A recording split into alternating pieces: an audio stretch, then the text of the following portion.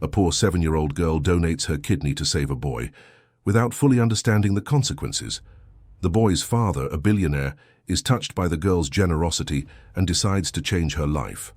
Moved by the girl's story, he offers a better life to her and her caregiver. If this beautiful story of overcoming adversity and love has caught your attention, don't forget to subscribe to our channel and let us know what city you're watching from as we continue. The morning sun crept shyly through the small window of the apartment in the Hope Gardens housing projects in the Bronx. It was one of those dawns that announced another day of struggle, another journey of survival in the great American metropolis. In the room, less than 100 square feet, 2 beds shared the space with a plywood wardrobe that had seen better days. Isabella woke up the way she always did, in silence. Her 7 years carried a maturity that shouldn't exist in a child her age, but life had taught her early on that unnecessary noise could. Wake up, Eleanor. And the 72-year-old woman needed all the rest she could get. Eleanor's nights were difficult, punctuated by coughs that echoed through the thin apartment walls, constantly reminding Isabella of the fragility of the woman who had become her entire world. The girl slid her bare feet across the cold, polished concrete floor and walked to the kitchen. It was a routine she had developed over the last 2 years, ever since Eleanor had started finding it harder to move around. Isabella turned the low flame on under the dented aluminum pot and put water on to boil. The lemon balm tea was always the first thing Eleanor had in the morning, a recipe she said she'd learned from her own mother, way back in a small town in rural Mississippi. As the water heated, Isabella looked out the small kitchen window. The courtyard of the project was already stirring. Women were hanging laundry on makeshift clotheslines, kids were running between the buildings before heading to school, men were rushing off for another day of work in the big city. It was an urban symphony that Isabella knew by heart. Every sound had its time, every movement was part of the community's daily choreography. The girl didn't remember much about her mother. Lucy had passed when Isabella was only 5, a victim of a kidney disease that could have been treated if there had been time, if there had been resources, if there had been hope. But there wasn't. What remained were fragments of memories, pieces of conversations, and a single photograph that Isabella kept under her pillow. In it, Lucy was smiling as she held her daughter in her arms, both of them in front of Mount Sinai Hospital, on a day Isabella could no longer fully recall. Eleanor had met Lucy in the line at the community health clinic. 2 women, 2 stories of struggle, 2 lives that crossed at just the right moment. When Lucy realized she could no longer care for Isabella, she found in Eleanor not just a neighbor, but a second mother for her daughter. There were no papers signed, no bureaucracy. It was an agreement sealed with tears and promises, a pact of love that transcended any official document. The kettle's whistle pulled Isabella from her thoughts. She poured the hot water over the dried leaves in the blue and white. Enamel mug, the same one Eleanor had used for over 20 years. The aroma of lemon balm spread through the small kitchen, bringing with it a sense of comfort that Isabella had learned to associate with safety. Eleanor, or Grandma Ellie to those close to her, was a woman of grit. She had raised 4 children on her own after her husband decided to try his luck in New York City and never came back. She had worked as a housekeeper her whole life, cleaning the homes of wealthy ladies on the Upper West Side, always waking before sunrise to catch 3 buses to get to work. Her children grew up, scattered across the country, and the apartment in the housing project, which she got after years on the NYCHO waiting list, became too big for just one person. That's when Lucy and Isabella appeared in her life, first as neighbors, then as family. Eleanor saw in Lucy the daughter fate hadn't given her, and in Isabella the granddaughter who lived too far away to be hugged every day. When Lucy got sick, there was no question. Eleanor opened the doors of her home and her heart, promising to care for Isabella as if she were her own blood. Isabella took the tea to the bedroom and found Eleanor sitting on the bed, looking out the window with that distant gaze she knew so well. It was the look of someone who carried many longings, many stories, many dreams left behind. "Good morning, Grandma Ellie," Isabella said, using the affectionate nickname that had emerged naturally between them. "I brought your tea." Eleanor smiled, that tired but genuine smile that warmed the girl's heart. Thank you, my angel. Always taking care of your grandma, aren't you? You should be playing, being a kid. I like taking care of you, Isabella replied, sitting on the edge of the bed. You always took care of me when I was little. But you're still little, my child. Isabella shrugged, as if age were just an unimportant number. For her, what mattered was being there in that moment, caring for the person she loved most in the world. Eleanor took a sip of the tea and closed her eyes, savoring not just the warm liquid, but the dedication of that extraordinary little girl. The morning followed its natural course. Isabella prepared breakfast with what was in the pantry, a day-old crusty roll that Eleanor had gotten for a better price at Mr. Miller's bakery, and some margarine. There wasn't much, there was never much, but there was always enough. It was a math Isabella had learned early, the math of urban survival, where every dollar counted, where every cent had its designated purpose. After breakfast, Isabella helped Eleanor with her medications. There were several, for her blood pressure, for her heart, for the pain in her joints. The girl had memorized all the names, the times, the dosages. It was a responsibility she carried with the seriousness of an adult, but also with the tenderness of a daughter caring for her mother. The school was 3 blocks from the project. Isabella was a student at PS 188, a 2-story building that served children from all over the neighborhood. It was there she found her refuge, where the words in books transported her to different worlds, where numbers made sense in a way that real life sometimes didn't. Her teacher, Miss Davis, had noticed Isabella from the first day of class. There was something different about that girl, a premature maturity that drew attention. Isabella was one of the best students in her class, always attentive, always participating, but also always worried. During recess, while other children played, Isabella would often sit alone, staring at the horizon as if she were thinking about things far too serious for a 7-year-old. That particular morning, as the teacher talked about the human circulatory system, Isabella paid special attention. It wasn't just childish curiosity, it was something deeper. When the teacher mentioned the kidneys and their function of filtering blood, Isabella raised her hand. Teacher, can a person live with just one kidney? The question took the teacher by surprise. Yes, they can, Isabella. The kidneys work as a pair, but a person can live a normal life with just one functioning kidney. And what if someone needs a new kidney? Then they need a transplant, the teacher explained, having no idea where this conversation would lead. A person who is healthy can donate one kidney to help someone who needs it. Isabella absorbed this information with an intensity that did not go unnoticed by the teacher. Something had awakened in the little girl's mind, a seed of an idea that was beginning to sprout. Lunch at school was always a special time for Isabella, not because the food was extraordinary, but because it was a complete, nutritious meal that ensured she wouldn't have to worry about being hungry until dinner. She ate slowly, savoring each bite, always thinking about how she could bring a little back for Eleanor, who often only had tea and a piece of bread during the day. After school, Isabella didn't go straight home. She had developed the habit of passing by the street market that set up in the neighborhood square. Not to buy anything, they rarely had money for market shopping, but to watch. She liked to see the colors of the fruits and vegetables, to hear the chatter of the vendors, to feel a part of all the hustle and bustle. It was at the market that she overheard the conversation that would change her life forever. Mrs. Rodriguez, the woman who sold vegetables at the stall in the back, was talking to another customer about a tragic situation that had happened in her family. It's my friend's husband's grandson, you know, the one who works at Columbia University Medical Center. The poor boy's been in the hospital for weeks. His kidneys stopped working, and the doctors say only a transplant can save him, but it's hard to find a donor, especially for a child. That's terrible, the other woman replied. And so young too. How old is he? 8 years old. A kid full of life, always running, always playing. Now he's just lying in that bed, depending on a machine to live. His parents are desperate, doing everything they can, but nothing so far. Isabella stopped walking. Her little legs felt as if they had grown roots into the market floor. An 8-year-old boy, almost her age, needing a kidney, needing someone who could help, who could save his life. The teacher's words echoed in her mind. A person can live with just one kidney.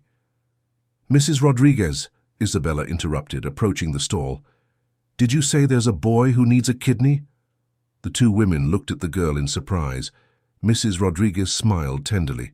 "Hi, sweetie. Yes, it's the grandson of a friend of mine. But why do you want to know?" "I can help," Isabella said, with a simplicity that disarms adults. "If he needs a kidney, I can give him one of mine." The two women exchanged glances, a mix of astonishment and tenderness. Mrs. Rodriguez knelt down to Isabella's level. "Honey, you're a sweetheart for wanting to help. But these things are very complicated. It's not that simple." "But the teacher said a person can live with just one kidney," Isabella insisted, "and I have two. If this boy needs one, I want to help." There was a determination in Isabella's eyes that touched Mrs. Rodriguez's heart. It was a pure determination, without ulterior motives, without calculations. It was the determination of a child who had learned early that life is about taking care of one another. "What's the boy's name?" Isabella asked. Lucas Henry. He's at Columbia University Medical Center up in Upper Manhattan." Isabella repeated the name in her head. Lucas Henry. A name she wouldn't forget, a person she didn't know yet, but who had already touched her heart. As she walked back home, her mind was racing. She knew she had to do something, that she couldn't just ignore that boy's situation. When she got home, she found Eleanor resting in the living room armchair, one she had received from a former employer years ago. The old woman was listening to a soap opera on the radio, her hands busy with a crocheting project that never seemed to end. "Grandma Ellie," Isabella began, sitting on the floor next to the armchair, "if someone really needed help, would you do anything to help them?" Eleanor stopped her crocheting and looked at the girl. "Of course, my child. That's what life is about, helping when we can. Why do you ask?" Isabella told her what she had heard at the market, about Lucas Henry, about the need for a transplant. Eleanor listened in silence, observing the intensity in the girl's eyes. When Isabella finished her story, there were tears in both of their eyes. "You have such a generous heart, my child," Eleanor said, stroking Isabella's hair. "But these things are very complicated. You're still so young." "Mommy died because she couldn't get a kidney in time," Isabella said, her voice barely a whisper. "If she had, maybe she'd still be here with me. I don't want that to happen to Lucas." The simplicity and purity of that logic deeply moved Eleanor. She had raised 4 children, had been through 1,000 hardships, but she had never encountered a soul as pure as Isabella's. In that moment, she knew the girl had made a decision, and that nothing in the world would make her change her mind. Night fell with the characteristic sounds of the housing project. TVs on, conversations on balconies, children being called inside. Isabella ate her dinner in silence, her mind still processing everything she had discovered that day. When it was time for bed, she knelt beside her bed, as she did every night. "Mommy, if you're listening, help me find a way to help Lucas. You always said that when someone needs help, we have to do what we can. I want to do what I can." Eleanor, who was getting ready for bed, heard the girl's prayer and felt her heart ache. She knew she was witnessing something much bigger than a simple desire to help. She was witnessing an act of pure, selfless love that would define not only Lucas Henry's fate, but the future of everyone involved in this story. That night, as the city slept and dreamed, Isabella stayed awake longer than usual. Her eyes stared at the dark ceiling of her room, but her mind was at Columbia University Medical Center, with a boy named Lucas Henry who needed a miracle. And in that moment, Isabella decided she would be that miracle no matter what it cost. Dawn arrived, and Isabella still hadn't managed to get a wink of sleep. She had spent the hours lying in bed, staring at the ceiling, while her mind worked non-stop. Every time she closed her eyes, she saw the face of a boy she didn't know, but whom she already carried in her heart. Lucas Henry. The name echoed in her head like a prayer, like a call she couldn't ignore. When the first ray of sun began to filter through the faded bedroom curtain, Isabella got up with a determination that would surprise any adult. She knew exactly what she had to do, and nothing in the world would make her give up. She walked to the small mirror that hung above the dresser, a simple piece Eleanor had bought at a thrift store, and looked at her own reflection. She was a small girl for her age, too thin, with brown hair that Eleanor always cut at home, using a dull pair of scissors that did the best they could. But there was something in her eyes that didn't match her fragile appearance.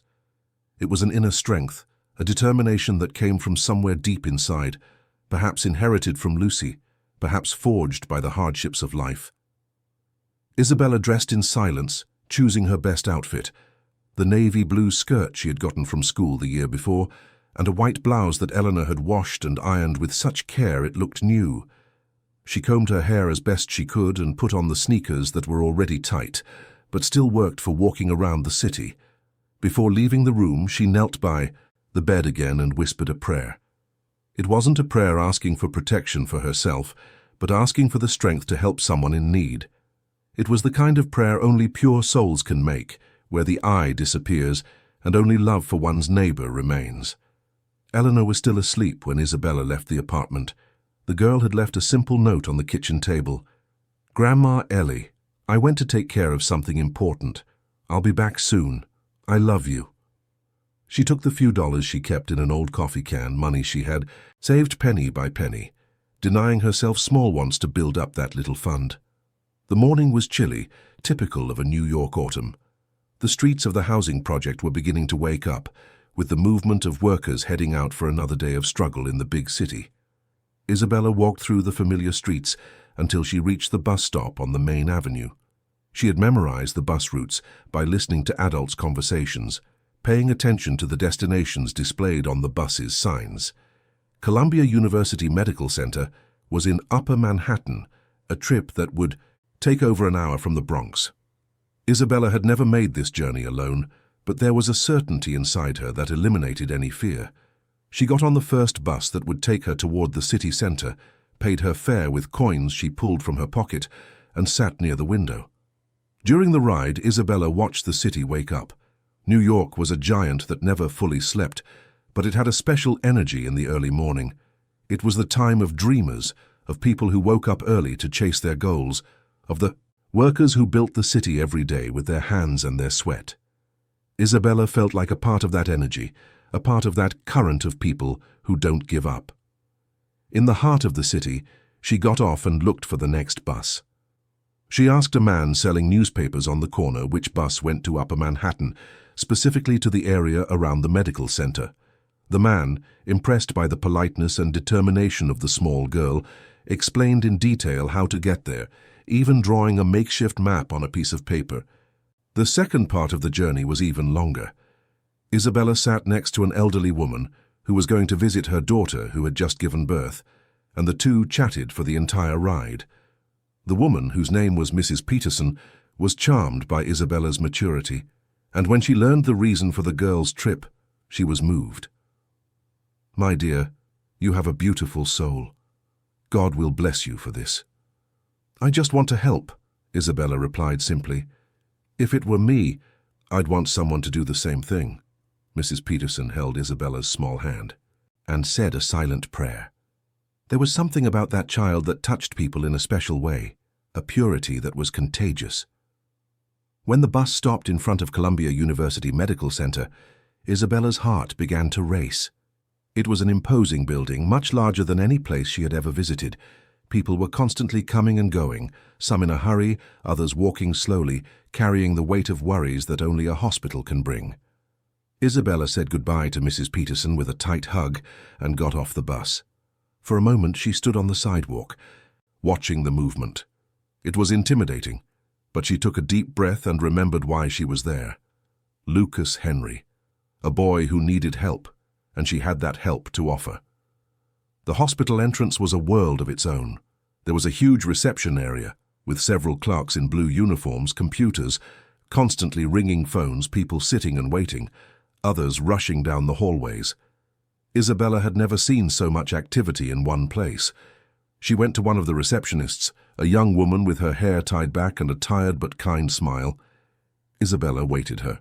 Turn in line, watching how the adults talked to the clerks, learning the dynamics of the place. "Good afternoon," Isabella said when it was her turn. "I'd like to speak to someone about a kidney donation." The receptionist looked at the girl in surprise. "Hi, sweetie. Are you here with an adult?" No, I came alone. It's about a boy named Lucas Henry. He needs a kidney, and I want to help. The woman frowned, trying to understand the situation. Honey, you're very young for this kind of thing. Are you sure you understand what you're talking about? Isabella sighed, as if she had expected this reaction. I know I'm a kid, but I do understand. My mom died because she needed a kidney and couldn't get one in time. I don't want that to happen to Lucas. The sincerity in Isabella's voice touched the receptionist. She looked around as if searching for guidance, and then leaned over the counter to get closer to the girl. How did you find out about Lucas Henry? Isabella told her about the conversation she had overheard at the market, about Mrs. Rodriguez and her friend who worked at the hospital. The receptionist listened, attentively, and something in the story made sense to her. Let me see what I can do, okay? You wait right here for a minute. The woman made a few calls, spoke quietly to someone on the other end of the line, and then turned back to Isabella. Look, I spoke with the coordinator. They're going to send someone to talk to you, but you need to understand that these things are very complicated, especially for children. I understand, Isabella replied, but I want to try. A few minutes later, a woman in a white coat approached the reception desk. It was Dr. Fernandez, a hospital social worker, a woman in her 40s with graying hair and a tired but compassionate look in her eyes. She had worked at the hospital for over 15 years and had seen it all, but she had never witnessed a situation like this. Are you Isabella? The doctor asked, crouching down to be at the girl's level. Yes, I am, doctor. Come with me. Let's talk somewhere more private. They walked through the hospital corridors to a small room used for social work consultations. It was a more welcoming space with comfortable armchairs and some children's drawings on the walls, made by kids who had been through there. Dr. Fernandez sat across from Isabella and observed her for a few moments. There was something about this girl that impressed her, a premature seriousness, but also a light in her eyes that was impossible to ignore. Isabella, tell me how you found out about Lucas and why you're here. Isabella told the whole story again, from the class on the circulatory system to the conversation at the market. She talked about her mother, about Eleanor, about her genuine desire to help someone in need.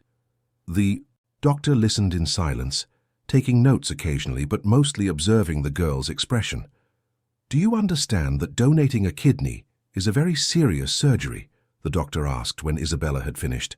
I know it's serious, doctor, but I also know that a person can live a normal life with just one kidney.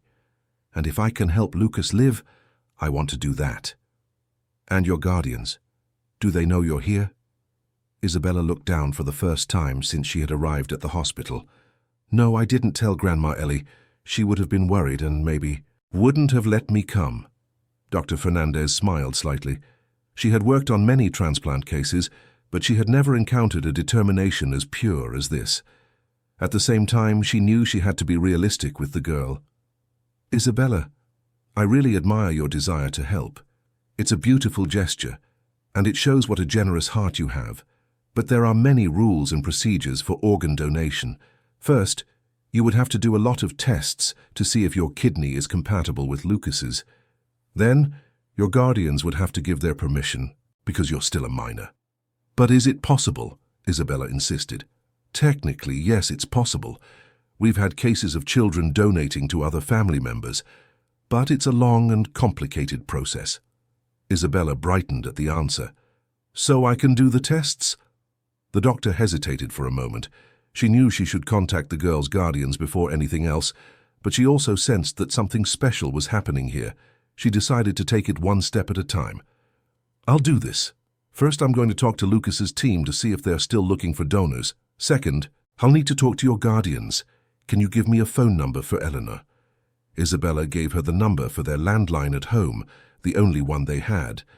The doctor wrote down all the information and then looked at the girl again.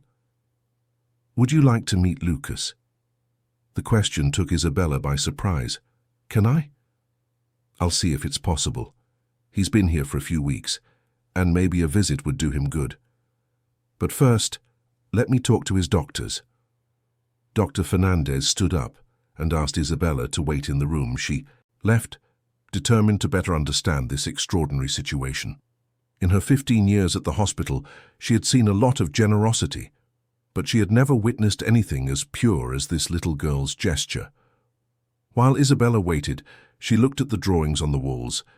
They were drawings by children who had undergone treatment at the hospital, some already cured, others still fighting. There were drawings of families, houses, suns and flowers, but also some sadder ones that showed the harsh reality many of those children faced. After about 20 minutes, Dr. Fernandez returned, accompanied by a man in a white coat. It was Dr. Richard Mason, the nephrologist in charge of Lucas Henry's case. A man in his 50s, with graying hair and the tired eyes of someone who had seen many difficult cases, but still held on to hope. "Isabella, this is Dr. Mason. He's the doctor taking care of Lucas." The doctor sat across from Isabella and observed her with curiosity.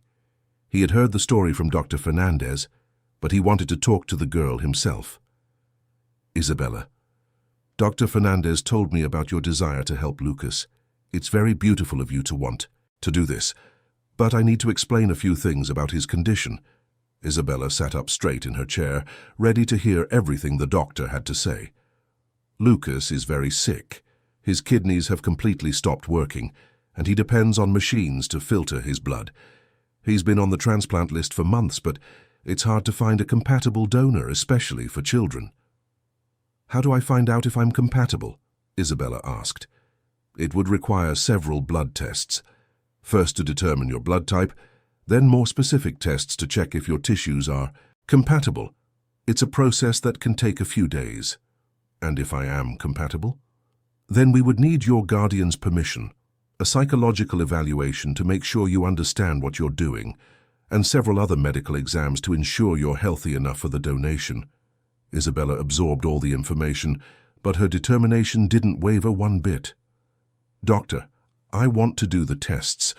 I understand it's serious, I understand the risks, but I want to try to help." Dr. Mason looked at Dr. Fernandez, and the two exchanged a look of understanding.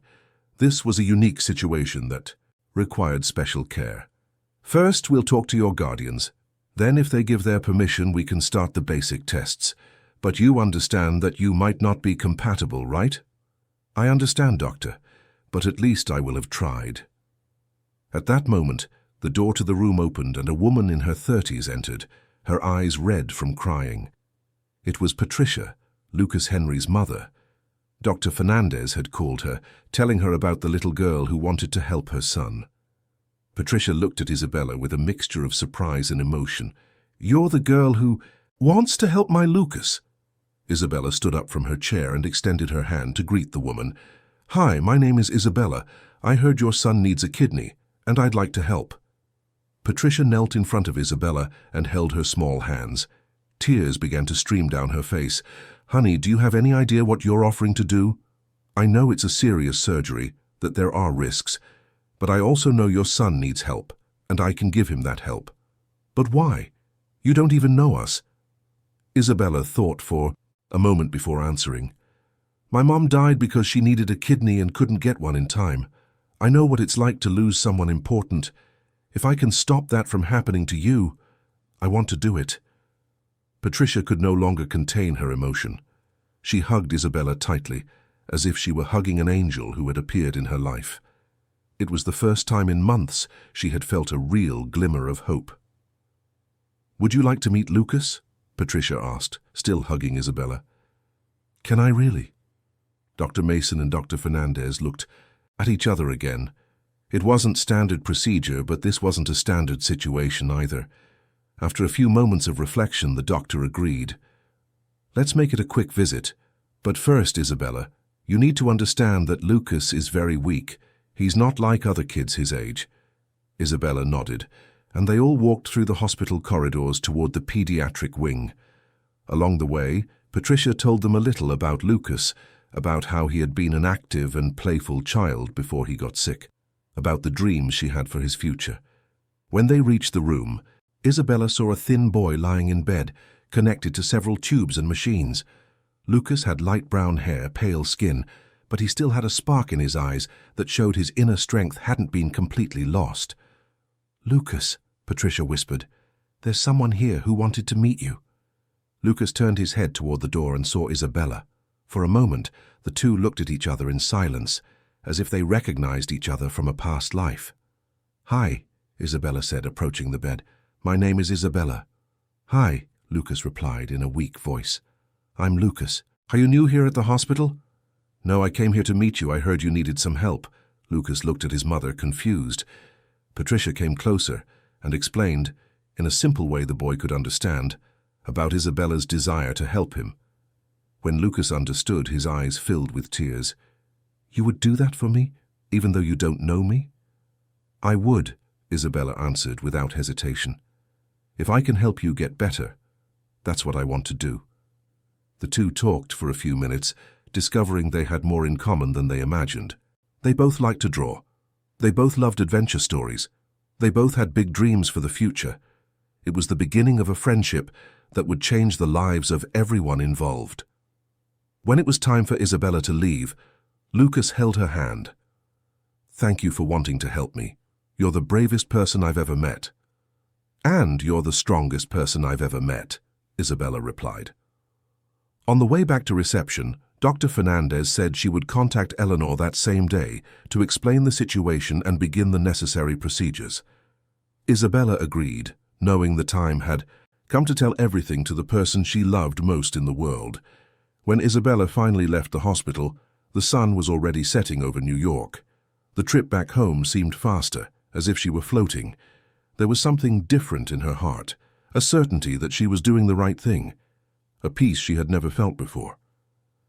During the bus ride, she thought about Lucas, about his tired but lively eyes, about his desperate mother, about the whole situation she had witnessed. But she also thought about her own mother, about Eleanor, about how life had mysterious ways of connecting people who needed each other. When she arrived at the Hope Gardens projects, she found Eleanor at the entrance to the building, obviously worried. The old woman had found the note a few hours earlier and had been frantic, not knowing where to look for the girl. "Grandma Ellie," Isabella said, running into the woman's arms. "Child, where have you been? I was about to call the police." "I went to the hospital, Grandma. I went to meet Lucas." Eleanor looked at Isabella with a mixture of shock and admiration. "You went all the way there? By yourself? How did you get there?" Isabella recounted the entire day's adventure, from the bus trip to the conversation with the doctors and her meeting with Lucas. Eleanor listened to it all in silence, shaking her head, sometimes in worry, sometimes in pride. "My child, you gave me the scare of my life, but at the same time I've never seen a child with a heart as big as yours." "They're going to call you tomorrow, Grandma, to talk about the tests." Eleanor sighed deeply. She knew their lives were about to change forever, and that this extraordinary little girl had set in motion something much bigger than either of them could imagine. That night, after a simple dinner and their usual prayers, Isabella fell asleep for the first time in days with a smile on her face. She had found her purpose, had found a way to honor her mother's memory and make a difference in someone's life. And for the first time in a long time, her dreams were filled with images of hope and healing. The phone rang at 9 o'clock the next morning, cutting through the morning silence of the apartment in the Hope Gardens. Projects. Eleanor was making the lemon balm tea when the shrill sound made her jump. It was rare for the phone to ring at that hour, and even rarer for anyone to be calling them. Isabella ran to answer, her heart racing with the possibility that it was news from the hospital. On the other end of the line, a professional female voice introduced herself. "Good morning. This is Dr. Fernandez from Columbia University Medical Center. I'd like to speak with Isabella's guardian." Eleanor took the phone with trembling hands. For the next 20 minutes she listened intently as the social worker explained the entire situation, from Isabella's arrival at the hospital to the procedures required for a possible donation. When the call ended, Eleanor sat down heavily in the living room armchair, trying to process everything she had heard. Isabella was sitting on the floor, watching every expression on her second mother's face. She knew Eleanor was worried, but she also sensed something else, a mixture of pride and fear that only a mother can feel. "They want us to go to the hospital this afternoon," Eleanor finally said, "to talk in person and start the basic tests." "I can do the tests?" Isabella asked, barely able to contain her excitement. The doctor said yes, you can do the first tests, but she made it very clear that this doesn't guarantee anything, that you might not be compatible. Isabella stood up and hugged Eleanor. Even if I'm not compatible, Grandma, at least we will have tried. Mommy always said the important thing is to try to help. Eleanor returned the hug, her heart aching.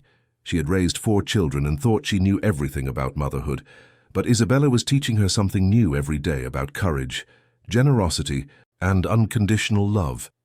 That afternoon, the 2 of them got dressed in the best they had. Eleanor wore the blue dress she saved for special occasions, one she had bought on sale 5 years ago and had only worn 3 times. Isabella put on the navy blue skirt and white blouse again, and Eleanor made sure to comb her hair with extra care. The trip to the hospital was different this time. Eleanor knew the city well. She had worked in houses on the Upper West Side for decades and knew exactly which buses to take. During the ride, she told stories from when she was younger, trying to distract Isabella, but she could tell the girl was completely focused on what was to come. When they arrived at the medical center, they were greeted by Dr. Fernandez, who was waiting for them at reception. She was an even warmer person in person than on the phone, and Eleanor immediately felt comfortable with her. Eleanor, it's a pleasure to meet you in person. And Isabella, it's so good to see you again. They were led to the same room as the day before, where Dr. Mason was already waiting. The doctor greeted Eleanor respectfully and got straight to the practical matters. Eleanor, I'd like to explain the whole process to you, so you understand exactly what we're proposing. First, we'll do some basic blood tests on Isabella to check her blood type and some initial compatibilities. If these first tests are positive, we'll move on to more specific tests. And the risks, Doctor? Eleanor asked. What are the risks for my girl? Dr. Mason leaned forward, adopting a more serious posture. It's a surgery, Eleanor, and every surgery has risks, but living kidney donation is a procedure we've been doing for many years with a high success rate. The most common risk is the risk of the anesthesia and the surgery itself, but serious complications are rare. And after, what will her life be like? People who donate a kidney can lead a completely normal life. The remaining kidney takes over the function of both, and there are no significant limitations. Of course, she would need regular medical follow-ups, but that's all. Isabella listened to everything in silence, but her determination only grew with each explanation. When it was her turn to speak, her voice came out firm and decided. I want to do the tests, Doctor. I understand the risks and I accept them. Dr. Mason smiled slightly. It was impossible not to be impressed by the girl's maturity. Very well. Let's get started then. The first tests were done right there at the hospital. Isabella had her blood drawn for the first time in her life, a process she faced with more curiosity than fear. While they waited for the preliminary results, Dr. Fernandez took Eleanor on a tour of the hospital facilities and explained how the entire transplant process worked. It was during this conversation that Eleanor discovered something that would completely change her perspective on the whole situation. Dr. Fernandez, without thinking much about the implications, casually mentioned that Lucas's father was Edward Harrison. Edward Harrison, Eleanor repeated, the name sounding familiar. Yes, do you know him? Eleanor stopped walking. She knew that name very well. Edward Harrison was the owner of one of the country's largest construction companies, a man whose photograph regularly appeared in the newspapers, always in connection with major real estate developments, shopping malls and corporate towers. He was one of the richest men in America. Doctor, Eleanor said, her voice almost a whisper. Is this Edward the businessman, the one who owns the construction company? Dr. Fernandez realized she had said something she shouldn't have. Yes, that's him. But that doesn't change anything about the treatment, Eleanor. Here, all patients are treated equally. Eleanor sat down on a chair in the hallway, trying to process the information. Her Isabella, a poor girl from the Bronx, was offering to donate a kidney to a billionaire's son. The irony of the situation left her stunned. Meanwhile, in a private room on the top floor of the hospital, Edward Harrison was finishing a business meeting over the phone. He was a man in his mid-40s with well-cut graying hair, always dressed in impeccable suits, but for the past few weeks he had looked tired and worn down. Edward had built a business empire over 20 years, starting from nothing and reaching the top through hard work, determination, and, admittedly, a few strokes of luck. He owned apartments in 3 countries, luxury cars, private jets, everything money could buy. But none of it mattered now that his only son was dying in a hospital bed. For the last 2 months, Edward had used all his contacts, all his influence, all his money trying to find a compatible donor for Lucas. He had hired the best doctors, placed discreet ads in international newspapers, even offered $1-million rewards to anyone who could help. But nothing had worked. The door to the room opened and Patricia entered, carrying a tray with coffee. She was a beautiful, elegant woman who had met Edward at a charity gala 10 years earlier. Their marriage had been built on a solid foundation: true love, shared values, and the dream of building a family. Lucas had been the most precious gift life had given them. "How is he today?" Edward asked, referring to their son. "A little better. He even smiled this morning. You know why?" Edward looked at his wife, waiting for an explanation. "A little girl showed up here at the hospital yesterday. A 7-year-old girl who wants to donate a kidney to our Lucas." Edward frowned. "What do you mean, a girl?" Patricia told him the whole story, from Isabella's unexpected arrival to the conversation with the doctors. Edward listened in silence, trying to understand how an unknown child had just shown up, offering to help his son. "And did her parents authorize it?" Edward asked. "She lives with an elderly woman who came today to give her permission. They're doing the first tests now." Edward stood up and walked to the window of the private room. From up there he could see all of New York City, an urban empire he had helped build with his developments. But none of that grandeur could help his son. "I want to meet this girl," Edward said after a few minutes of silence. "Edward, she's very young. Maybe it's better to wait for the test results first." "No, Patricia. If a 7-year-old child had the courage to come here and offer to help our son, the least I can do is meet her in person." While Edward was making this decision, on a lower floor, Isabella was finishing her blood tests. The nurse had been extremely kind, chatting with her throughout the process and praising her courage. "You're a very special girl, you know that," the nurse said as she placed a bandage on Isabella's arm. "I just want to help Lucas," Isabella replied. "When will I know if I can really help?" "The first results should be ready in a few hours. If everything looks good, you'll come back tomorrow for more tests." Isabella nodded, satisfied. Each step brought her closer to being able to help Lucas, and that was all that mattered to her. When Eleanor returned, still processing the information about the identity of Lucas's father, she found Isabella excited about the tests. The two sat in the waiting room, waiting to be called again. "Isabella," Eleanor said carefully, "did you know that Lucas's father is a very rich person?" "No, Grandma. Why?" Eleanor hesitated. She didn't want Isabella to feel intimidated, but she also thought it was important for the girl to know what they were dealing with. "He owns a very big company, a construction company. You'll be dealing with people who are very different from us." "That doesn't matter, Grandma. What matters is that Lucas needs help." The simplicity of Isabella's answer touched Eleanor deeply. For the girl, it really made no difference whether Lucas was the son of a billionaire or a janitor. A life was a life, period.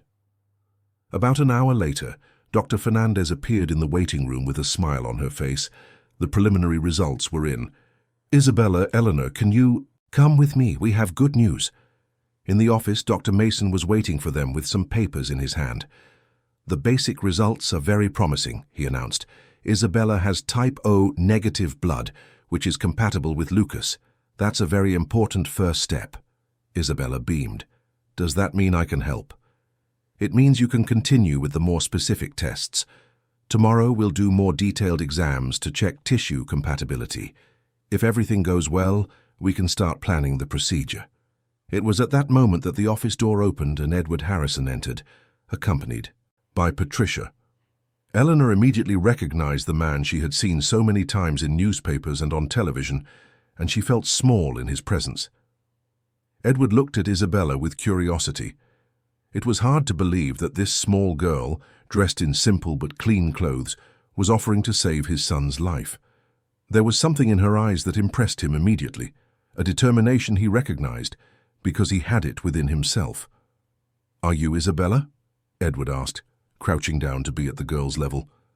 "Yes, sir. Are you Lucas's father?" "I am. I wanted to thank you for what you're doing. It's the most generous thing anyone has ever done for our family."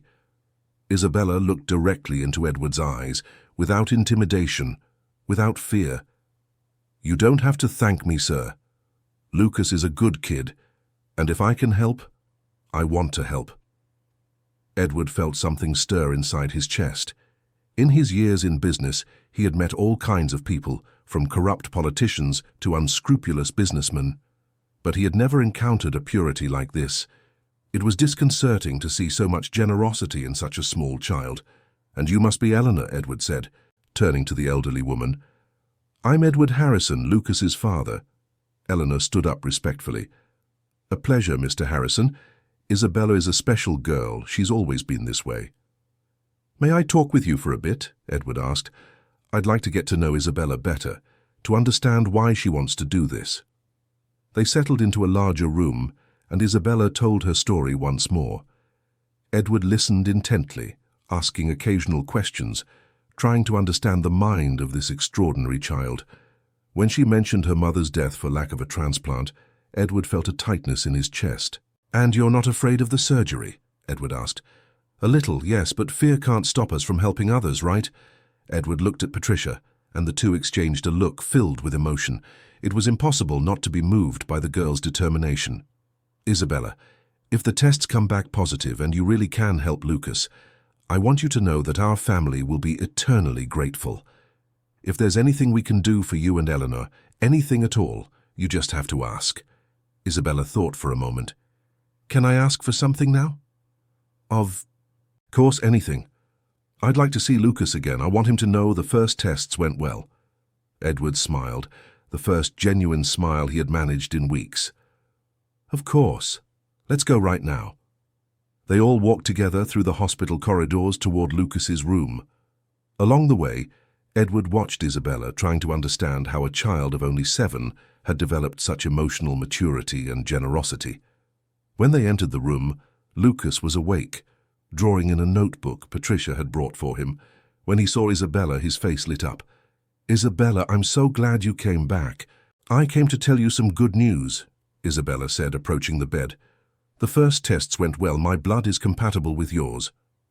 Lucas looked at his parents, trying to understand exactly what that meant. "Does that mean you can really help me?" "We're not sure yet, but it's a very good start," Patricia explained. "Tomorrow Isabella will have more tests."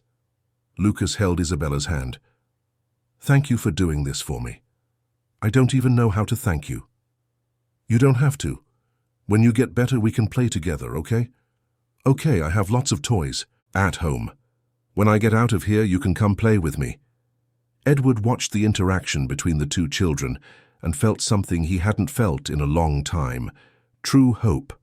Not just hope that his son would live, but hope in humanity, in the goodness of people, in the power of selfless love. When it was time to leave, Edward asked to speak with Eleanor privately for a moment. "Eleanor, I'd like to cover all the expenses related to Isabella's tests and treatment. Transportation, food, anything you need."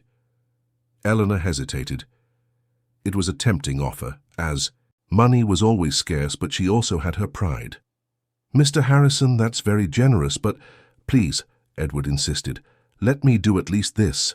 You're offering to give the most precious thing you have, which is Isabella's health. The least I can do is make sure you don't have any practical worries." Eleanor looked at Isabella, who was chatting excitedly with Lucas, and decided to accept the help. It was for the girl's good, after all. "All right, Mr. Harrison, I accept, but only the necessary expenses." Edward smiled and handed her a card with his personal number. "If you need anything, don't hesitate to call." The trip back home was quieter than the trip there. Both Eleanor and Isabella were processing everything that had happened. The girl was happy with the test results, but also a little tired from so much emotion in such a short time. "Grandma Ellie," Isabella said when they were almost home, "Lucas's dad is really rich, isn't he?" "Yes, he is, my child. Very rich. But he seems like a good person, and Lucas's mum too." "They are good people, yes, and they liked you very much. When they arrived at the apartment in the Hope Gardens projects, the contrast with the hospital and with Edward's world became even more apparent. But Eleanor looked around her simple home with pride. It was here that they had raised a girl capable of such generous acts, and that was worth more than all the money in the world. That night, while Isabella slept, Eleanor stayed awake thinking about everything that had happened in the last 2 days. Her life and Isabella's life were about to change forever. She could feel it. But there was a peace in her heart, a certainty that they were doing the right thing. Across the city, in a luxurious Park Avenue apartment, Edward couldn't sleep either. He was in his home office, looking out the window at the city lights, thinking about the extraordinary girl who had appeared like an angel in his family's life. For the first time in months, Edward felt that there might be real hope for Lucas. But more than that, he was beginning to understand that Isabella wasn't just offering a kidney to his son. She was offering a life lesson, an example of generosity that would forever change the perspective of everyone involved in this story. The next day, everything would become clearer. The more specific tests would tell if Isabella could really save Lucas. But regardless of the results, one thing was already certain. The lives of all of them would never be the same. The next day's dawn brought with it a light rain that covered New York in a gray blanket. Isabella woke up earlier than usual, not because she had slept poorly, but because a special energy had taken hold of her. It was the day of the definitive tests, the day that would determine if she could really save Lucas. Eleanor was already in the kitchen when Isabella got up. The old woman had spent the night awake, alternating between prayers and worries. She had raised many children in her life, but she had never faced a situation like this, where a medical decision could completely change the fate of 2 families. "Good morning, my angel," Eleanor said, pouring warm milk and coffee into the enamel mug. "Did you sleep well?" "I did, Grandma. I dreamed about Lucas. We were playing in a park, and he was running really fast, so strong and healthy." Eleanor smiled, even with a heavy heart. It was typical of Isabella to dream of others' happiness before thinking of her own. The phone rang at 8 o'clock sharp. It was Dr. Fernandez, confirming the time for the tests and informing them that Edward had sent a car to pick them up. Eleanor was embarrassed by all the attention, but accepted because she knew it would be more comfortable for Isabella. Half an hour later, a black car pulled up in front of the project building. The driver, a middle-aged man named Joe, got out and introduced himself politely. It was the first time Eleanor and Isabella had ridden in such a luxurious car, but Joe treated them both with such kindness that they immediately felt at ease. During the ride, Joe told them he had worked for Edward's family for over 10 years and had known Lucas since he was a baby. He was emotional about the possibility of the boy's recovery and repeatedly praised Isabella's courage. "Kid," Joe said, looking in the rearview mirror, "you've got a heart of gold. Mr. Harrison hasn't stopped talking about you since yesterday." When they arrived at the hospital, Edward was waiting at reception. He had arrived early to speak personally with the entire medical team, ensuring that Isabella would receive the best possible care. When he saw the 2 of them get out of the car, he went to meet them immediately. "Good morning, Isabella. Good morning, Eleanor. Did you sleep well?" "Yes, Mr. Harrison. Thank you for sending the car. You didn't have to go to the trouble," Eleanor said. "Not at all, Eleanor. It's the least I can do." They were led directly to the lab, where a team of specialized nurses was prepared to perform the tissue compatibility tests, known as HLA typing. These were more complex tests than the previous ones, which would determine if Isabella's and Lucas's organs were truly compatible on a cellular level. The head nurse, an experienced woman named Regina, patiently explained each procedure to Isabella. Several vials of blood would be collected, along with some other complementary tests. "Will it hurt?" Isabella asked, not with fear, but with curiosity. "Just a little pinch like yesterday. You were very brave yesterday. I'm sure you'll be the same today." During the blood draw, Edward watched Isabella with growing admiration. The girl showed no fear, threw no tantrums, just chatted animatedly with the nurses about random topics as if it were the most natural thing in the world. When the tests were finished, the medical team informed them that the results would be ready by late afternoon. Edward suggested they have lunch together while they waited, and he took Eleanor and Isabella to a restaurant near the hospital. It was an elegant place, very different from any place Eleanor and Isabella had ever been, but Edward chose a private table and treated them both as if they were family. During lunch, he told them about his own difficult childhood, raised by a single mother in a small town in West Virginia. "You know, Isabella, I was a poor kid too. My mom worked as a seamstress to support us.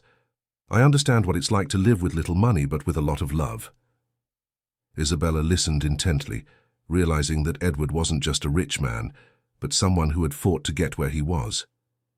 "How did you get rich?" Isabella asked with the natural curiosity of a child. Edward smiled. "I studied a lot, worked a lot, and had some luck too, but you know what I learned? Money is only worth it if you can use it to help the people you love. And do you help a lot of people? I tried to help, but never in the right way. I gave money to charity, built buildings, created jobs. But you taught me that really helping is different. It's caring about people, it's being there when they need you." Eleanor listened to the conversation, moved. She was watching a powerful man being transformed by the example of a 7-year-old girl, and it touched her deeply. After lunch, they returned to the hospital to wait for the results. Edward had arranged for a private room where they could wait comfortably. Isabella drew in a notebook Edward had bought for her, while Eleanor talked with Patricia, who had joined the group. The two women, despite coming from completely different worlds, discovered they had a lot in common. Both were mothers who would do anything for their children. Both knew the meaning of sacrificing for the well-being of the children they loved. At 4:30 in the afternoon, Dr. Fernandez and Dr. Mason entered the room with unreadable expressions.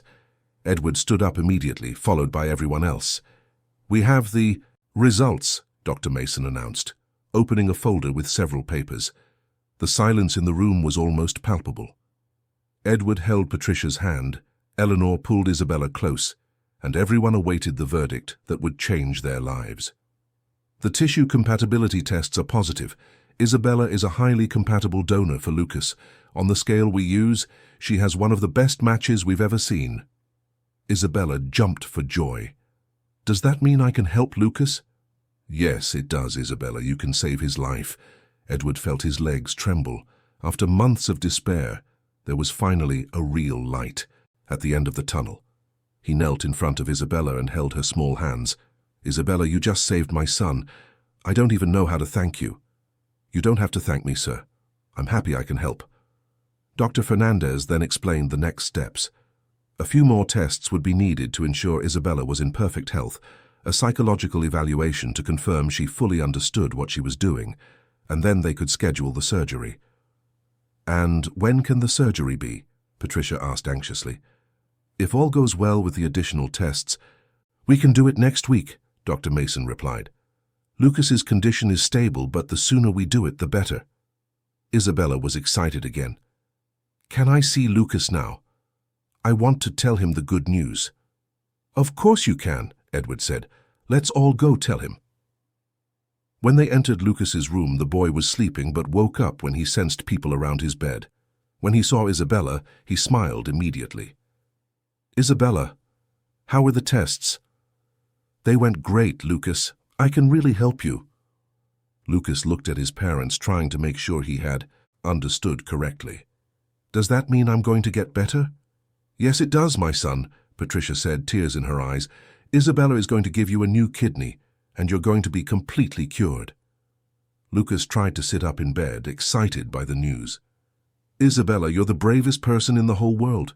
And you're the strongest," Isabella replied. "When you're better, we can play a lot." "I'll teach you how to ride a bike," Lucas promised. "My dad gave me a beautiful bike, but I couldn't learn yet because I got sick. And I'll teach you how to make a kite," Isabella said. "I know how to make kites that fly really high." Edward watched the conversation between the two children and felt his heart fill with an emotion he couldn't even name. It was gratitude, hope, love, all mixed into an overwhelming sensation. That evening, Edward invited Eleanor and Isabella to have dinner at his home. At first, Eleanor hesitated, feeling out of place in such a luxurious environment. But Edward insisted so kindly that she eventually accepted. Edward's home on Park Avenue was a huge apartment with a panoramic view of the city. But what impressed Isabella most wasn't the size or the luxury, but the number of photos of Lucas scattered throughout every room. It was clear that this child was the center of this man's life. During dinner, prepared by the family's housekeeper, Edward told them more about his life, about how he had built his company from scratch, about the dreams he had for Lucas's future. Isabella listened with interest, asking intelligent questions that surprised the businessman. "Mr. Harrison," Isabella asked in the middle of the conversation, "do you have a lot of employees at your company?" "I do, yes. More than 2,000 people work for me." "And do you know all of them?" Edward stopped eating, reflecting on the question. "No, Isabella. Unfortunately, I don't know all of them personally." "That's a shame. It must be nice to know all the people you work with." The simplicity of Isabella's observation made Edward think, when was the last time he had truly taken an interest in the people who worked for him? When had he stopped to learn their stories, their dreams, their struggles? After dinner, Edward showed Isabella Lucas's room. It was a large room, full of toys, books and video games. But Isabella noticed something that touched her deeply. On a table next to the bed, there was a drawing Lucas had made at the hospital. It was a simple drawing of two children playing in a park, and underneath it was written, "Me and Isabella when I get better." "Look," Isabella said, showing the drawing to Edward. "He drew us playing." Edward took the drawing and felt his eyes well up with tears. "It's beautiful. Lucas is so excited about the possibility of you two being friends. We will be, forever." When it was time to go home, Edward insisted that Joe drive Eleanor and Isabella back. During the ride, Eleanor was quiet, processing everything she had experienced on that extraordinary day. "Grandma Ellie," Isabella said, "Mr. Harrison is very different from what I thought rich people were like."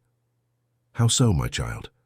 "I thought rich people only cared about money, but he cares about Lucas. He worries about people. And he was poor like us when he was a kid." Eleanor smiled. "That's true, my child. People are more complicated than we sometimes imagine." When they got home, they found some neighbors waiting to hear the news. Mrs. Rodriguez from the market was there, anxious to know how the tests had gone. When she learned that Isabella could really help Lucas, she started to cry with emotion. "Child, you're an angel God sent to this earth." Over the next 3 days, Isabella underwent a series of additional tests: heart exams, lung exams, liver exams, all to ensure she was in perfect health for the surgery. All the results were excellent, confirming she was an ideal donor. The psychological evaluation was conducted by a specialist in child psychology, Dr. Carmen. She was an experienced woman who had worked with many children in complex medical situations, but she had never encountered a determination as solid as Isabella's. "Isabella, explain to me why you want to have this surgery," the doctor asked. "Because Lucas needs a kidney to live, and I have two. It's that simple. Do you understand that there can be complications, that every surgery has risks?" "I do, doctor, but not helping is also a risk. It's the risk of letting someone die when I could have saved them." "And what if something goes wrong with you?" Isabella thought for a moment before answering. "If something goes wrong with me, at least I'll know I tried to do the right thing. My mom always taught me that the important thing in life is to help others." Dr. Carmen finished the evaluation, convinced that Isabella fully understood her choices and was psychologically prepared for the procedure. In her report, she wrote that she had never encountered a child with such emotional maturity and clarity of purpose. On the eve of the surgery, Edward organized a special dinner at the hospital. He had transformed one of the rooms into a cozy space with simple but thoughtful decorations. Present were Eleanor, Isabella, Edward, Patricia, Lucas in a wheelchair, and the entire medical team that would participate in the surgery. Lucas was excited, more energetic than he had been in months. The expectation of recovery had given him new energy, a hope that was reflected in his bright eyes. "Isabella," Lucas said during dinner, "when I get better, I want to give you a special present. You don't have to give me anything, Lucas. Your friendship is the best present." "But I want to. My dad said I can choose anything to give you." Edward nodded in confirmation. "Anything you want, Isabella?" Isabella thought for a moment. "Can I ask for something that doesn't cost money?" "Of course you can." I want you to meet all the employees at your company. In person. I want you to know each of their names, know if they have children, if they need anything. Edward was surprised by the request. Why? Because people are more important than buildings and companies. And if you know the people, they'll work happier, and you'll be happier too. Edward looked at Patricia, who smiled with pride. This little girl was teaching him lessons about leadership and humanity that no business school had ever managed to teach. It's a deal, Isabella. I will meet every single one of my employees in person. Starting the next day, 2 lives would be transformed forever. Lucas would receive the gift of life, and Isabella would receive confirmation that true love is that which is given without expecting anything in return. That night, the 2 families slept with hearts full of hope. Edward stayed up late, thinking about how a 7-year-old girl had managed, in just a few days, to show him the true meaning of wealth, generosity, and love. Across the city, Isabella slept peacefully, dreaming of Lucas running freely in a park full of flowers, finally free from the machines and medications that had dominated his life for so long. Tomorrow would bring the surgery, but it would also bring the beginning of a new life for everyone involved in this extraordinary story of love and generosity. The day of the surgery dawned with a clear sky over New York, as if the city itself were celebrating the miracle about to happen.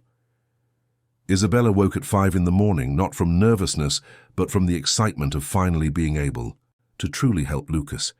She had spent the night at the hospital in a special suite Edward had reserved, so she and Eleanor could rest near the surgical center. Eleanor had barely slept a wink all night. She had spent hours watching Isabella sleep, memorizing every detail of the girl's serene face. As much as the doctors assured her the procedure was safe, she couldn't completely shake the fear of losing the child who had become her reason for living. "Good morning, Grandma Ellie," Isabella said, stretching in the hospital bed. "Today's the day." "Yes, it is, my child. How are you feeling?" "I'm good. A little nervous, but very happy. Soon Lucas will be able to get out of this bed and we can play together." The nurse, Regina, entered the room with the special breakfast that had been prepared for Isabella. Because of the surgery, she could only have a few light things and would have to stop eating completely by 8 o'clock. "Good morning, our hero of the day," Regina said warmly. "Did you sleep well?" "I did. I dreamed Lucas was playing soccer in the park. He was running really fast, faster than me." Regina smiled, touched by the simplicity of this extraordinary girl. In her 15 years working in transplant surgeries, she had seen many donors, but she had never witnessed generosity as pure as this. 2 rooms down, Lucas was also waking up. He had spent the night in a mix of anxiety and hope, alternating between moments of fear about the surgery and moments of euphoria, thinking about the new life that awaited him. Patricia had slept in an armchair next to his bed, holding her son's hand whenever he woke up scared during the night. "Mommy, am I going to be cured?" "Today?" Lucas asked, still sleepy. "Today you're going to get a new kidney, my love. A kidney that Isabella is giving you with so much love. And then I'll be able to run. After a few months of recovery, you'll be able to run, jump, play, do everything a kid your age does." Lucas smiled, imagining all the things he would do when he was better. Play soccer with his cousins, ride his bike in the park, go swimming at the club pool again. But most of all, be able to play with Isabella without getting tired after 5 minutes. Edward had arrived at the hospital at 6 in the morning. He was impeccably dressed, as always, but anyone who knew him would notice signs of a restless night. Faint, dark circles under his eyes, hair not quite as perfectly styled as usual, a tension in his shoulders that betrayed his anxiety. He first stopped by Lucas's room, spoke lovingly with his son, and then went to visit Isabella. When he entered her room, he found the girl finishing her breakfast, chatting excitedly with Eleanor about the drawings she would make for Lucas after the surgery. "Good morning, Isabella. How's our brave girl today?" "Good morning, Mr. Harrison. I'm good, ready to help Lucas." Edward sat on the edge of the bed and looked deeply into Isabella's eyes. There was something he wanted to say, words that came from the bottom of his heart. "Isabella, I wanted to tell you something. Last night I called the president of my company and told him that starting next week, I'm going to begin visiting all our branches to personally meet every employee." Isabella beamed. "That's awesome. They're going to be so happy. I'm also going to create a special fund to help employees who are going through hard times. And do you know where that idea came from?" "Where?" "From you. You taught me that having money is only worthwhile if we use it to take care of people." Eleanor watched the conversation, moved. She was watching a powerful man being transformed by the example of a 7-year-old girl, and it filled her with pride. At 8 o'clock, the medical team arrived to begin the final preparations. Dr. Mason explained the entire procedure again to both Isabella and Lucas. The surgeries would be performed simultaneously in adjoining rooms with a specialized medical team for each child. "First, we'll do a small surgery on Lucas to prepare the site for the new kidney. Meanwhile, we'll perform the surgery on Isabella to remove the kidney. Then, we'll place Isabella's kidney in Lucas. The whole thing will take about 4 hours." "And after?" Isabella asked. "After, you'll both spend a few days recovering here at the hospital, and then you can go home. Lucas will have to take some medication for the rest of his life, but he'll be able to live a normal life." At 9 o'clock, it was time to take the 2 children to the operating room. It was a moment charged with emotion for everyone involved. Isabella and Lucas met in the hallway, both already dressed in special surgical gowns. Lucas held Isabella's hand. "Thank you, Isabella. You're saving my life. And you're giving me the chance to help someone I care about a lot. That makes me happy too." The 2 families hugged. Edward held Eleanor's hands and said, "Eleanor, no matter what happens, our family will always be grateful to you and Isabella." "And I will always pray for your happiness," Eleanor replied. The gurneys began to be pushed toward the surgical center. Isabella waved to everyone, smiling as if she were going to a party, not a surgery. Her calm was contagious to everyone around her. Lucas waved too, but he was visibly more nervous. It was understandable. He had been sick for months, had undergone many medical procedures, and fear was natural. In the operating room, the medical teams were already prepared. Dr. Mason led the team that would care for Isabella, while Dr. Fernando Carter, one of the most experienced transplant surgeons in the country, would care for Lucas. Anesthesia was administered first to Lucas, who fell asleep clutching a teddy bear Isabella had given him the day before. She had told him the bear would protect him during the surgery, and Lucas believed it with all the faith of a child. Minutes later, it was Isabella's turn to receive anesthesia. Before she fell asleep, she whispered to Nurse Regina, "Take good care of my kidney, ma'am. It's going to make Lucas strong." In the waiting rooms, the 2 families lived through the longest hours of their lives. Edward paced back and forth, unable to stand still. He had faced million-dollar negotiations, business decisions that affected thousands of people, but he had never felt as powerless as he did in that moment. Patricia clutched the rosary her mother had given her on her wedding day, praying prayers she had learned in childhood. Every minute that passed felt like an eternity. Every noise in the hallway made her heart race. Eleanor sat in a chair, also praying, but with a serenity that impressed everyone. She had placed Isabella in the hands of God and the doctors, and she had faith that everything would be all right. Joe, Edward's driver, had arrived at the hospital with snacks and coffee for everyone. Even though he was an employee, he was treated like family, and he was just as anxious as the others for the outcome of the surgery. In the first hour of surgery, everything went perfectly. The medical teams worked with surgical precision, every movement calculated, every decision based on years of experience. Dr. Mason was impressed with the quality of Isabella's organs. It was clear that despite financial hardships, the girl was in excellent health. In the second hour, the most delicate part of the procedure began. The removal of Isabella's kidney was performed using a minimally invasive technique that would leave only small scars. The organ was carefully removed and immediately prepared for transplant. Simultaneously, in the next room, Dr. Carter was preparing Lucas to receive the new kidney. The boy was stable, his vital signs constantly monitored, everything indicating that his body was responding well to the surgery. In the third hour came the most critical moment, the transplant itself. Isabella's kidney was carefully implanted into Lucas's body. It was a procedure that required absolute precision. Every blood vessel, every connection had to be perfect for the organ to function properly. Dr. Carter worked with the concentration of an artist creating a masterpiece. Each suture was made with extreme care, each connection checked multiple times. Slowly, Isabella's kidney integrated into Lucas's body. And then came the magical moment. The kidney began to work. On the monitor screens, everyone could see the signs that the organ was producing urine, filtering blood, fulfilling its vital function. It was the sign that the transplant had been a success. "It's working," Dr. Carter said to his team. "The kidney is functioning perfectly." In the next room, Isabella was also doing well. Her surgery had been completed without complications, and she was recovering peacefully from the anesthesia. Dr. Mason was satisfied with all the results. After 4 hours and 15 minutes, both surgeries were completed with total success. Dr. Mason went personally to give the news to the anxiously waiting families.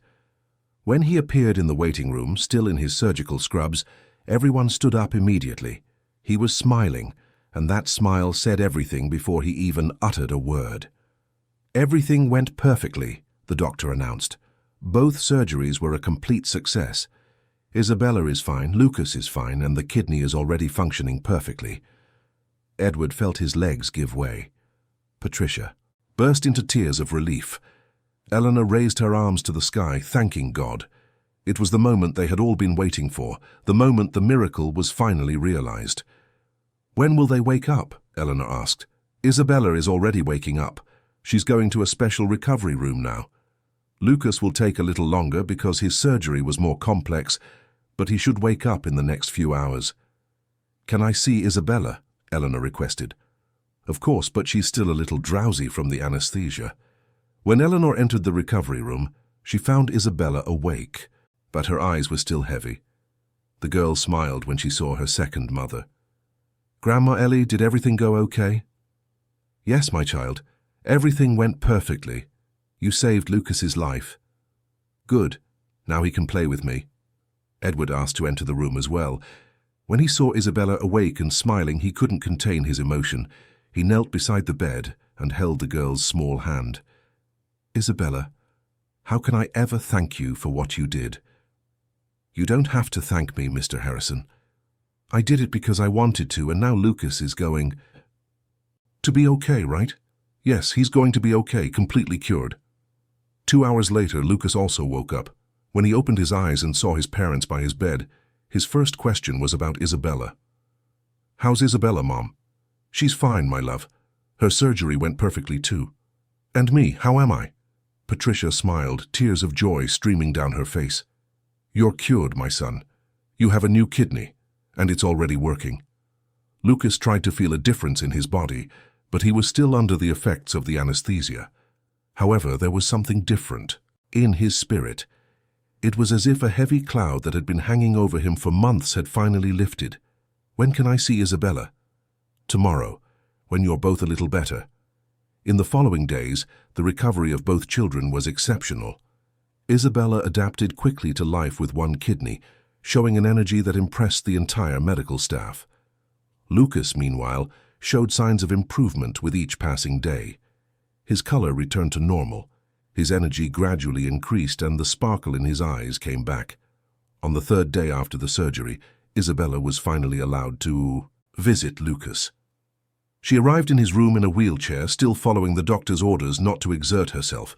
When Lucas saw her, his face lit up. "Isabella, how are you?" "I'm good. Still a little sore, but good. And you? How are you feeling?" "I'm much better. The doctor said my new kidney is working perfectly." Isabella smiled with pride. "That's my kidney. It's yours now, so take good care of it." "I will, forever." During this conversation, Edward watched from a distance, reflecting on how his life had completely changed in 2 weeks. He had started this period, as a successful businessman, focused only on profits and growth. Now he was discovering the true meaning of wealth, generosity, and love for his fellow man. On the 5th day after the surgery, Lucas was discharged from the hospital. It was a moment of celebration for the whole family. He left the hospital walking on his own 2 feet, something that hadn't happened in months. Isabella still had to stay for 2 more days for observation, but she was also discharged without any complications. When it was her time to leave the hospital, a small crowd was waiting to say goodbye. Nurses, doctors, hospital staff, everyone had been touched by the story of this extraordinary girl. Dr. Fernandez said goodbye with tears in her eyes. Isabella, you changed everyone's life here at the hospital. You showed all of us the true meaning of generosity. Nurse Regina had prepared a photo album of the entire process, from Isabella's first visit to the day of her discharge. It was a memento the family would cherish forever. Edward had prepared a special surprise for the day of Isabella's discharge. When she left the hospital, she found Lucas waiting for her in the lobby, holding a bouquet of colorful flowers. Isabella, these flowers are for you, to thank you for saving my life. They're beautiful. Thank you, Lucas. Are you strong again now? I am. Want to see? Lucas did a few jumps in place, showing off his renewed energy. Isabella clapped, happy to see her friend so well. That day, the 2 families went to dinner together at the restaurant where they had lunched during the tests. But this time, the atmosphere was one of pure celebration. Lucas ate with an appetite for the first time in months. Isabella was radiant with happiness, and the adults could finally relax after weeks of tension. During dinner, Edward made a special announcement. Next week, I'm going to start visiting our branches to meet all the employees in person. And Isabella, I'd like you and Eleanor to accompany me on some of those visits. I want them to meet the girl who taught me the true value of people. Isabella was excited by the proposal. Can I really go see where you work? You can. And more than that, whenever you want, our home is your home too. You and Eleanor are part of our family now. Eleanor was moved by Edward's words. She never imagined that a desperate decision to let Isabella help an unknown child would result in the creation of such deep family bonds. When it was time to say goodbye that night, Lucas hugged Isabella tightly. Are you coming over to play tomorrow? I am. Will you teach me how to ride a bike? Of course, and you'll teach me how to make a kite. I will. Edward watched the 2 children's farewell and knew he was witnessing the beginning of a friendship that would last a lifetime. But more than that, he was seeing the beginning of a new phase in his own life, where human values would be more important than any financial statement. That night, when Isabella finally slept in her own bed in the Hope Gardens apartment, Eleanor watched her peaceful sleep for a long time. The girl had left to save a child's life and had returned having transformed the lives of an entire family. Across the city, in the Park Avenue apartment, Lucas slept in his own room for the first time in 2 months. Edward watched his son sleep, listening to his quiet breathing, knowing that this child now had a whole life ahead of him. And in his mind, he planned all the ways he would find to repay the unforgettable gift Isabella had given his family. Not just the kidney that saved Lucas, but the life lessons that had transformed his perspective on what truly mattered in the world. The miracle had been realized, but in truth, it was just the beginning of a transformation that would touch many more people than any of them could imagine. 6 months after the surgery, the lives of everyone involved in that extraordinary story had transformed in ways none of them could have imagined. The New York autumn painted the streets in golden hues, and on that Saturday afternoon, Central Park was filled with families enjoying the weekend. On the great lawn, 2 children ran joyfully, their laughter echoing through the air. Lucas was unrecognizable compared to the pale, weak boy who had lived in a hospital bed months before. His hair had grown back, his complexion was rosy and healthy, and his energy seemed boundless. Beside him, Isabella ran with the same joy, a small scar on her abdomen the only physical mark of the generosity. That had saved a life. "Gotcha!" Lucas shouted, catching Isabella in a game of tag. "Now you're it," Isabella replied, laughing and running in the opposite direction. Sitting at a nearby picnic table, Edward, Patricia, and Eleanor watched the scene with smiles on their faces. It was hard to believe that just 6 months earlier, their lives had been dominated by despair and uncertainty. "Look at those 2, Patricia commented, pointing at the children. "It's like they're real siblings." "They are," Eleanor said. "Blood isn't what makes a family, it's love, care, worrying about each other." Edward nodded in silence, reflecting on how his definitions of family had expanded in recent months. Eleanor and Isabella weren't just people who had helped his family, they had become an integral part of their lives. During those 6 months, Edward had religiously kept the promise he made to Isabella. He had visited every branch of his company, personally meeting each of his more than 2,000 employees. What began as a promise to a 7-year-old girl turned into a revolution in how he conducted his business. Joe, his driver, had become much more than an employee. Edward discovered he had 3 children, that his eldest daughter was in college studying engineering, and that his biggest dream was to see his kids have opportunities he never had. Edward immediately created a scholarship program for employees' children. Marcia, the office cleaning lady, was struggling because her elderly mother needed expensive medical treatment. Edward not only covered the treatment costs, but also created a special health plan for employees' family members. Carlos, a construction engineer, had innovative ideas for sustainable building, but had never had the chance to present them. Edward created a program where employees could pitch projects directly to the board. With every story he heard, every person he met, Edward understood better what Isabella had tried to teach him, that people are not just resources in a company, but individuals with unique dreams, challenges, and stories. The transformation was so significant that the company began to be nationally recognized as one of the best places to work. Business magazines ran features on the humanized revolution at Harrison Construction.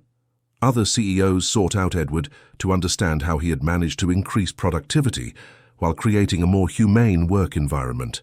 But Edward always gave the same answer.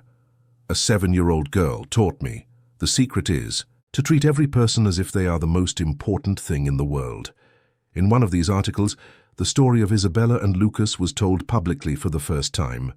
The response was immediate and emotional.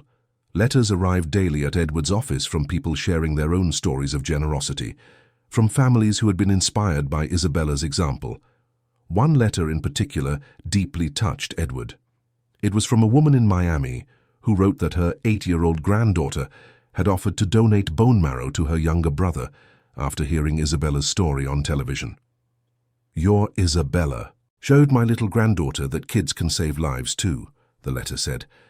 Eleanor also saw her life change completely. Edward insisted she stop worrying about financial matters, ensuring a dignified retirement for her. But more than that, she had become a grandmother to Lucas, who treated her with the same affection he showed Isabella. The old woman had discovered a new energy for life. She helped Patricia care for the 2 children, taught them recipes from her hometown, and told stories from the Mississippi Delta that fascinated Lucas. It was as if this family that fate had brought together had filled voids they all carried without realizing it. Isabella remained the same generous and determined girl she had always been, but now her opportunities had expanded enormously. Edward had insisted she attend the same private school as Lucas, where she quickly distinguished herself as one of the top students.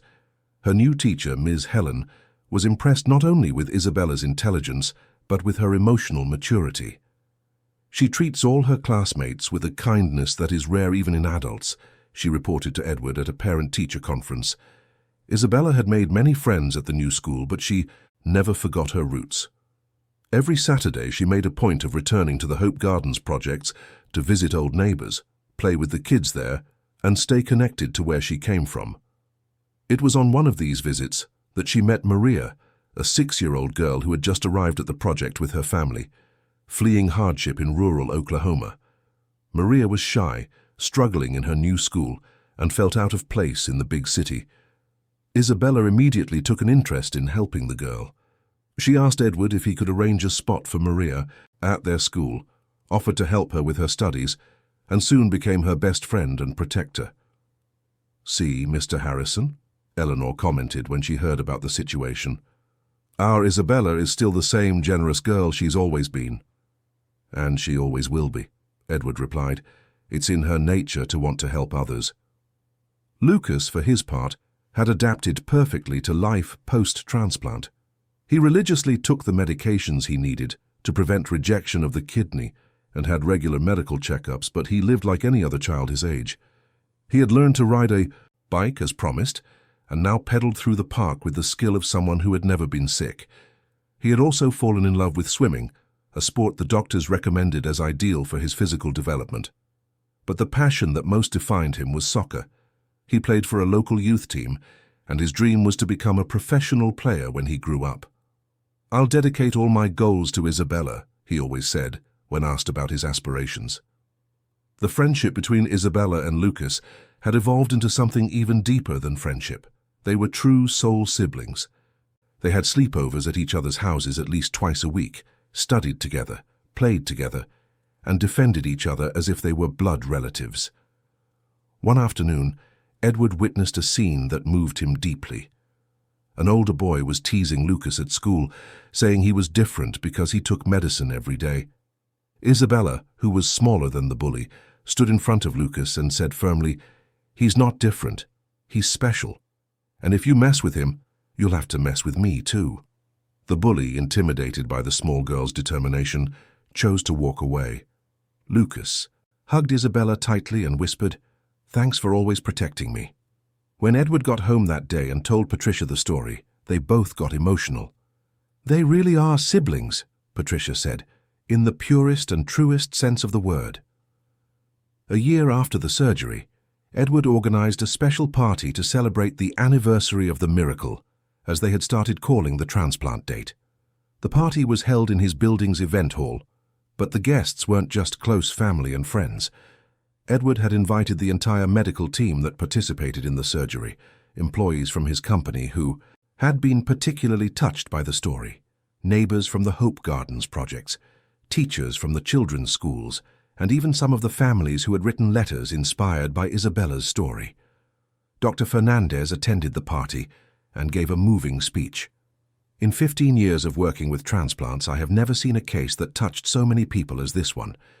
Isabella didn't just save Lucas's life, she inspired hundreds of people to be more generous, more human." Dr. Mason was also present and commented on the children's medical follow-up. "Lucas is in perfect health, the kidney is functioning as if it had always been his, and Isabella is also doing great, with no complications from the surgery.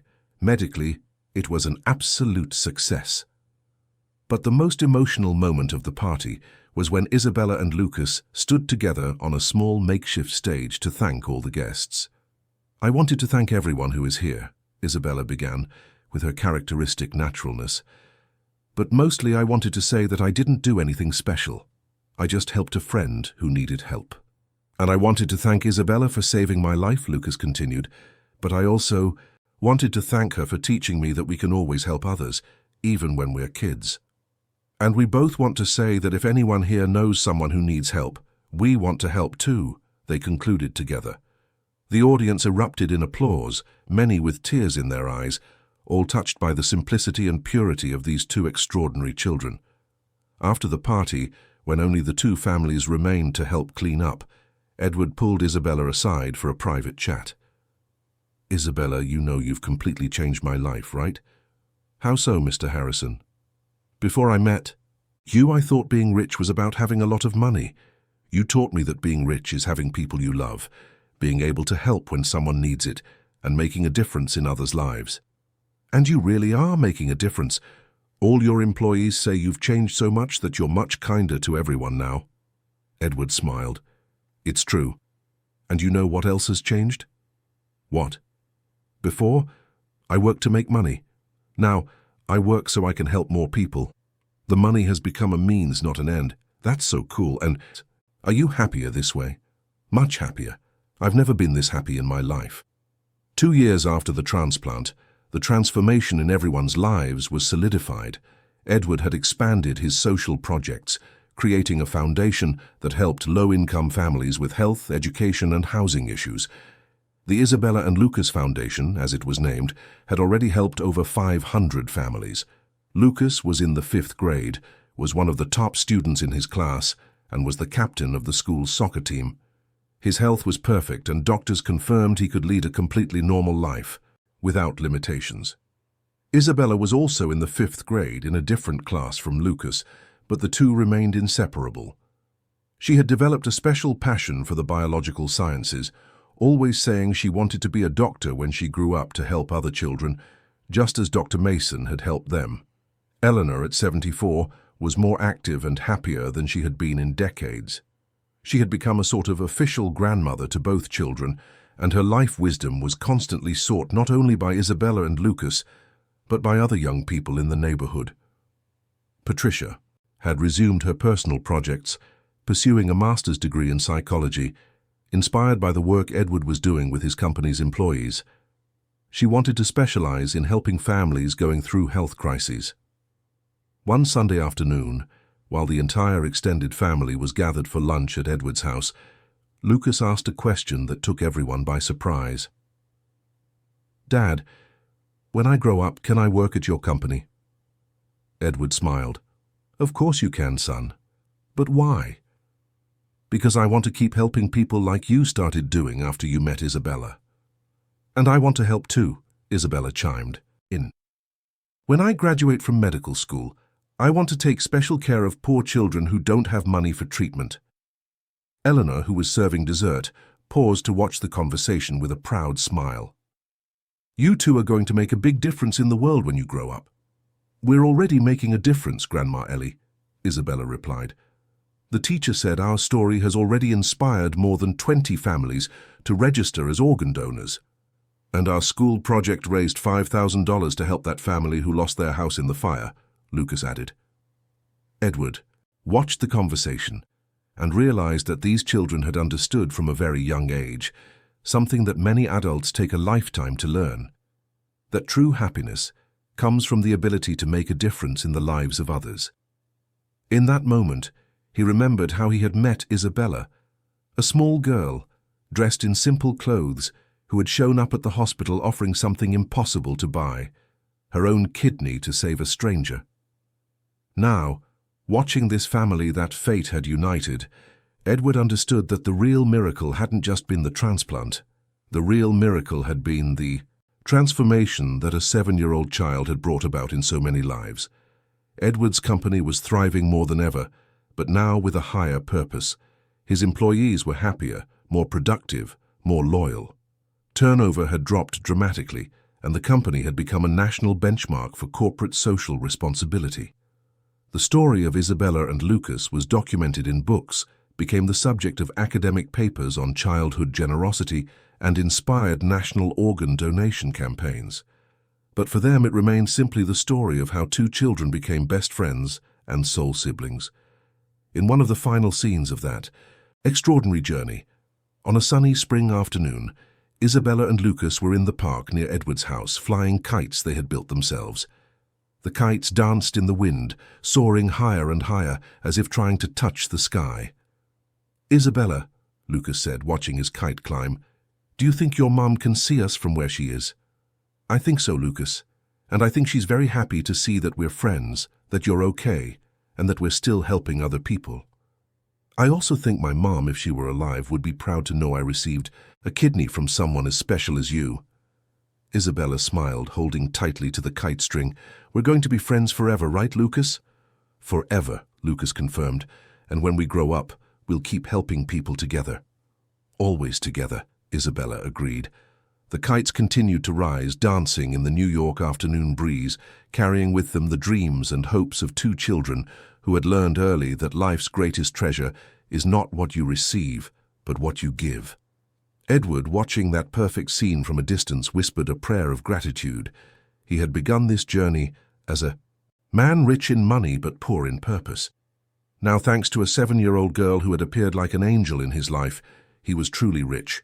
Rich in love, rich in purpose, rich in humanity. The story of Isabella and Lucas would continue to echo for many years, inspiring others to discover that generosity has no age, that love knows no social barriers, and that sometimes the greatest miracles begin with the simplest gestures of a child who simply wants to help. And in a city like New York, where millions of stories intersect every day, the story of the brave little girl who saved an unknown boy became an urban legend of hope, proving that there are still angels disguised as ordinary people, especially when those ordinary people have the purity and determination of a 7-year-old girl named Isabella. Hey everyone, we hope the story of Isabella, Lucas, Edward and Eleanor touched your hearts as deeply as it touched ours in telling it. This is a story about the transformative power of generosity, about how one act of pure love can not only change a life, but create waves of kindness that spread far beyond what we can imagine. If you were moved by this journey of courage, love, and overcoming adversity, give us a like, subscribe to the channel, and let us know in the comments which moment stood out to you the most. Every day we bring you intense stories like this one, revealing the most beautiful and courageous side of the human soul. Stories that remind us that no matter our age or social status, we all have the power to make a difference in someone's life. We'll see you in the next episode, where we'll once again dive into the depths of human emotion and discover together that the greatest miracles are born from the most generous hearts.